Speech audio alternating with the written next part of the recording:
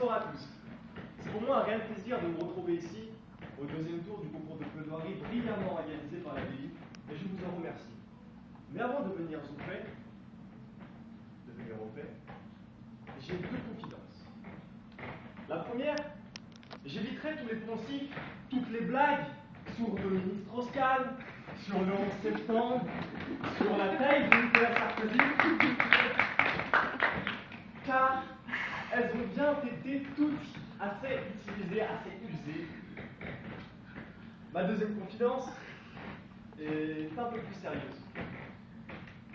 En passant le premier tour, je pensais réellement tomber sur des sujets un peu moins graveleux, un peu moins misogynes, et sur des sujets un peu moins sans queue ni tête.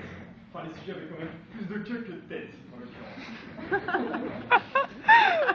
À la lecture du sujet, je me suis vraiment dit, enfin un sujet qui me parle, enfin un sujet qui parle à ma modeste intelligence, à ma modeste personnalité. Mais c'était sans compter sur le talent de Jean Rostand, qui nous délivre cette citation, Jean Rostand, académicien français, et qui, avec un talent incroyable, avec cette phrase, nous donne de multiples sens, tout simplement. Alors, ce sujet, je vais vous le répéter, les vérités comme les femmes ne sont pas difficiles dans la mesure où elles sont belles. Cette phrase, sous son apparence flatteuse pour la gente féminine, n'est en fait qu'un pic de plus adressé à celle-ci. Je vais donc vous démontrer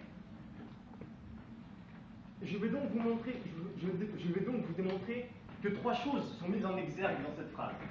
Premièrement, les vérités ne sont pas difficiles car elles sont belles. Deuxièmement, les femmes sont belles. Troisièmement, les femmes ne sont pas difficiles car elles sont belles. Je vais donc vous prouver à quel point il est ridicule d'énoncer trois inepties de la sorte dans une même phrase et à quel point il est encore plus ridicule de les défendre, mon cher contradicteur. C'est pour cela que j'aborderai dans un premier temps la nature des vérités, tout simplement, et dans un deuxième temps, la nature des femmes. Un plan, en somme, assez simple, mais en rien simpliste. Commençons donc sur la nature des vérités. Cette phrase déclarative, érigée en vérité absolue, énonce d'abord que les vérités ne sont pas difficiles. Êtes-vous vraiment sûr de ce que vous avancez, mon très cher contradicteur? Alors oui, mesdames et messieurs, il y a des vérités faciles, il y a des vérités qui nous plaisent, qui parlent à notre âme. Mais il y a d'autant plus de vérités qui sont difficiles. Prenons un exemple. Si ce soir, l'un d'entre nous venait à perdre, ce serait une vérité, une triste vérité, une vérité difficile. Je sais que je ne vais pas être très convaincant avec cette phrase puisqu'elle peut être retournée dans l'autre sens. Et apparemment, vous n'avez pas l'air très convaincu. Pour cela, j'utiliserai un exemple un peu plus éloquent. Dans Star Wars épisode 5, l'Empire contre-attaque. Dans la scène fatidique où Darth Vader énonce à Luke Skywalker la vérité sur sa filiation avec celui-ci. Le cri que pousse Luke Skywalker juste après avoir connu la vérité est-il un cri de joie ou de désespoir? Vous avez oublié le cri de Luke ou... C'est quelque chose comme non! Non! Alors, joie, désespoir, joie, à vous de juger. En tout cas, mon opinion est aussi limpide que la goutte de sueur qui perd sur le. Et puis, ensuite, je voudrais souligner le fait qu'ériger cette phrase en vérité implacable, tellement implacable que même Chabat ne parviendrait pas à la faire plier, est déraisonnable. En ce sens, je citerai Raphaël Enthoven, philosophe, qui dit que toute généralisation est abusive. En défendant le fait que les vérités ne sont pas difficiles, vous généralisez, et donc vous exagérez. Je sais combien il est difficile d'être mesuré dans ces propos, mais je sais que vous en êtes capable. Ensuite, cette modeste phrase nous énonce que les vérités sont belles. Belles, réellement, s'il est déjà assez difficile de dire à une femme qu'elle est belle, compte tenu de la relativité et de la subjectivité du concept de beauté, vous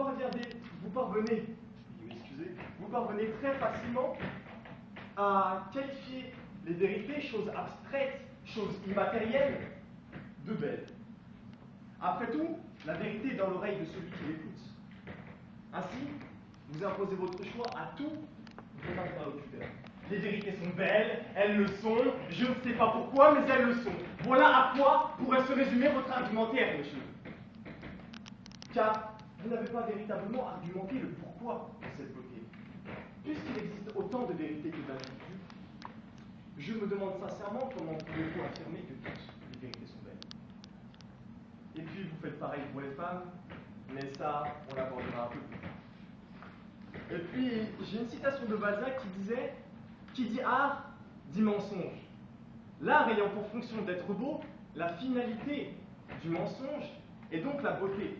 Ainsi, lorsque vous nous dites que toutes les vérités sont belles, en vérité, vous parlez des mensonges. Car seuls les mensonges sont beaux dans leur grande majorité.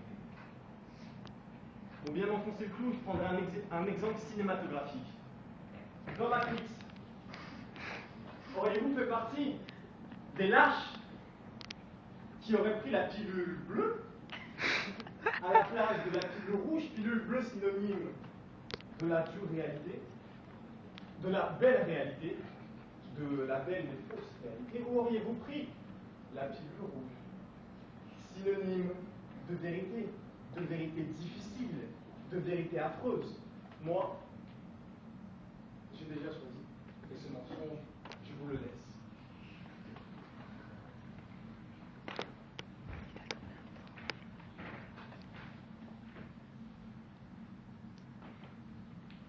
Venons-en donc à ma deuxième partie sur la nature des femmes. Alors comme ça, toutes les femmes sont belles? Mon très cher contradicteur, j'étais presque ému par votre plaidoirie. Cette façon, cette longue tirade visant à dire que toutes les femmes sont belles, vous avez même failli pousser la chansonnette tel Julio Iglesias, vous les femmes. Mais par chance, vous nous avez épargné. Vous me semblez très indulgent, ou alors vous avez besoin d'une nouvelle paire de lunettes. Car dire que toutes les femmes sont belles, c'est faire preuve d'une démagogie, d'une myopie sans limite. Les exemples prouvant le contraire sont pléthoriques, et je vous soupçonne de les ignorer afin de vous mettre à la place d'un petit renard flattant un corbeau à l'allure féminine, afin que celui-ci lâche la clé de son cœur, ou à la rigueur la clé de son appartement, qu'il tient fermement dans son bec. Mesdames, ne tenez pas rigueur de mes propos, je ne dis pas que vous êtes toutes dans la grâce. Il n'y a pas que la beauté dans la vie, il y a d'autres qualités. Il y a par exemple il y a la manière de s'habiller, la manière de parler, la manière de danser. Il y a beaucoup d'autres choses. Il y a l'intelligence aussi, mesdames. L'intelligence qui me permettrait facilement de retomber sur mon deuxième point. L'affirmation les femmes ne sont pas difficiles car elles sont belles est ridicule. Oui, monsieur, c'est ridicule. Pour vous le prouver, j'ai deux citations. D'abord, une de Théophile Gautier. Une femme qui est belle a toujours de l'esprit, elle a l'esprit d'être belle. Maintenant, une citation d'Oscar Wilde. Celui qui cherche une femme belle, bonne, intelligente, n'en cherche pas une, mais trois. De quel côté vous rangez-vous, monsieur? Du côté de Théophile Gautier, qu'on ne présente plus, ou d'Oscar Wilde, qui dit que la réunion de l'intelligence et de la beauté au sein d'une même femme est impossible. Pour vous, une femme belle est-elle forcément une cible facile? Par exemple, cette demoiselle resplendissante, belle comme le jour, me suffirait-il à moi, modeste plaisir, de vous dire à quel point vous illuminez cette salle pour que vous me lâchiez pour causer aussi? Je ne pense pas. Ce serait faire une honte à son intelligence et à sa beauté. Je vous le dis, je n'ai plus d'espoir dans le cœur. Aujourd'hui, seule la colère emplit mon cœur. Et je suis accablé. Et je voudrais que vous soyez tous accablés comme moi, oui. Car défendre une telle position, c'est mettre à mal la raison, c'est mettre à mal l'image de la femme que l'on piétine déjà bien assez. Je vous le dis, mon cher contradicteur, prendre sérieusement la défense d'une phrase qui avait probablement pour but de provoquer le rire, c'est bien béné.